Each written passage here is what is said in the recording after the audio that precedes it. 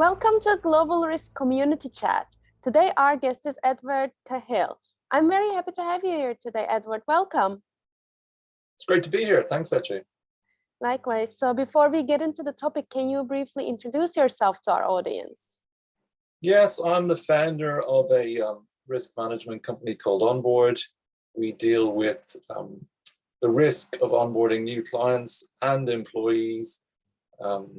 We view ourselves as the first line of defense for a business. So it's a white label tech solution in the risk management space. Obviously, risk is a bigger topic than what we deal with, but I think it's for many businesses, we're the first line of defense.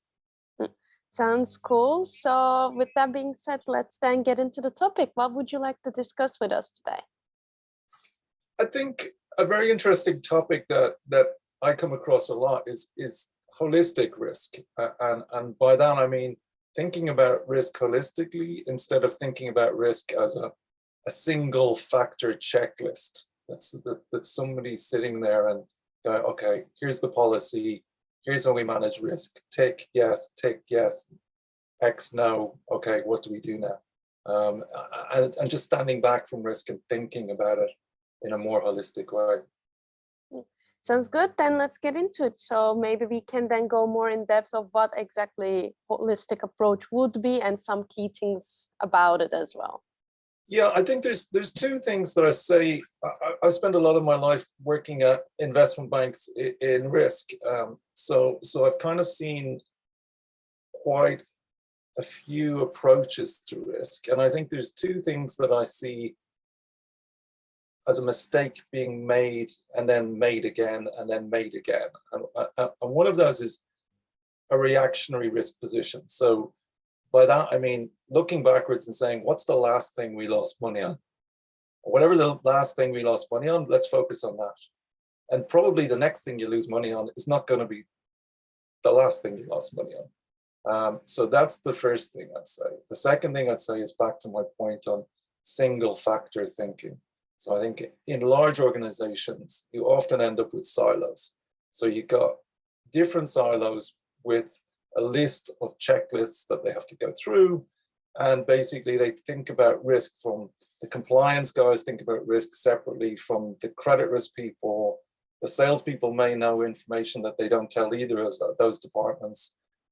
And there may be a legal regulatory side, which is thinking about risk completely differently. And really what we're trying to do with our tech and what I believe has to be done in the future is to create pictures, single pictures of clients, risk pictures rather than checklists that people share and break down that silo thinking. So I think there's two big points about how risk could be managed better. And I think we're at a real inflection point in managing risk in the world today, because there's three big themes I see. One, the macro economy is changing, right? Rates are going up, stock market's down. We've been in an unprecedented time of subsidizing all sorts of businesses. Default rates are going to go up. So you will suffer losses from dealing with suppliers, and customers. It's going to happen. There are going to be more defaults. Fraud is increasing. So fraud technology has enabled fraudsters. So there are more and more attacks on businesses. That is going to continue. Those people are evolving very, very fast. And of course, the regulatory world has changed massively as well. The war in the Ukraine has really focused regulators on issues that probably should have been addressed 20 years ago, but they're being addressed now. So there's a lot of change going on in the world right now. And it's not easy being a risk manager because you're trying to factor in all those different things. And that's why I say you need to be able to stand back and think about risk holistically when there's so much influx. And I think your risk of loss is increasing significantly in the current environment. I hear, of course, like a lot of risk increasing or new risks being emerging, or like different threats being emerging, and it is partially, of course, also from, I think, like having different approaches on the risk management. So with that, I guess some organizations are also going wrong because of not taking a holistic approach, maybe. What do you think? Yes, I think that, I think sometimes it's harder for larger organizations because they've got legacy systems, they've got legacy processes. The world is changing faster than they can change. And actually they're exposed to the weak link in the chain, and I don't think they're standing back and thinking about where the weak links are in the chain. So there's just somebody in a compliance department who just does compliance. They don't think about, well, actually we have information that really the credit guys should know because we've uncovered it, but it's not really a compliance risk, but it could inform your credit thinking, and the other way around too. So I think there's a real need to get kind of single source of truth to compile pictures of risk that are shared across the organization, and I think that's the biggest thing many places can do to improve their risk positions. Sounds good. I just want to follow up with that question you kind of already answered actually, but if you were to share like a takeaway point, especially within this context to improve risk management, let's say the first step they should be taking, what would you suggest to risk managers especially? Well, one thing I mean, this is more of a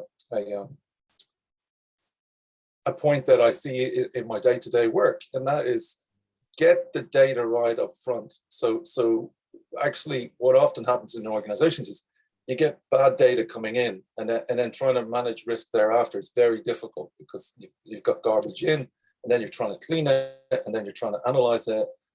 So I think before you do create a new relationship or engage in a new effort, it's important to get the basic data structure right.